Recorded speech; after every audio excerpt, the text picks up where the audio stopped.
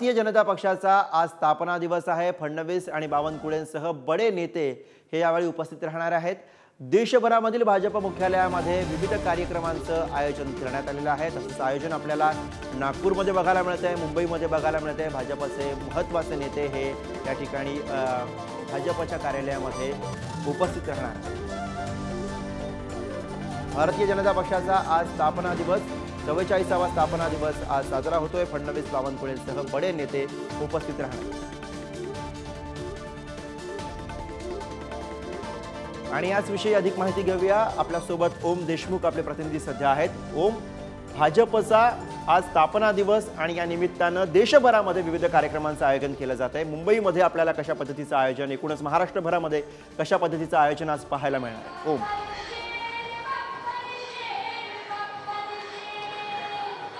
6 April 1980 ला भाजपची स्थापना झाली। जनसंघातून बाजूला होऊन ज्या राजकीय महत्त्वाकांक्षा असलेला जो घटक होता त्यानं बाजूला येत भाजप नावाच्या पक्षाची स्थापना केली।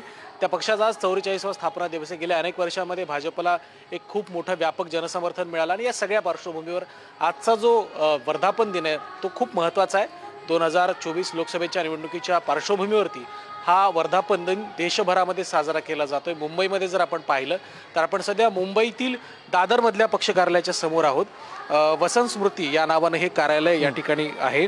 गेल्या अनेक वर्षांपासून मुंबईतल्या घडामोडींचं हे केंद्र आहे। या ठिकाणी मुंबई भाजपचे अध्यक्ष आशिष शेलार असतील किंवा अनेक महत्त्वाचे मुंबईतील आमदार पदाधिकारी असतील, खासदार असतील, यांच्या उपस्थितीमध्ये काही वेळा तिथे ध्वजारोहण केलं जाईल, भारत मातेच्या प्रतिमेचं पूजन केलं जाईल आणि एक सिम्बॉलिकली, एक सांकेतिक दृष्ट्या जे भाजपचे ज्येष्ठ कार्यकर्ते आहेत, ज्यांनी अनेक वर्ष भाजपचं काम केलंय, त्यांचा सन्मान सुद्धा भाजपच्या वतीने करण्यात येणार असल्याचं या ठिकाणी समजतंय।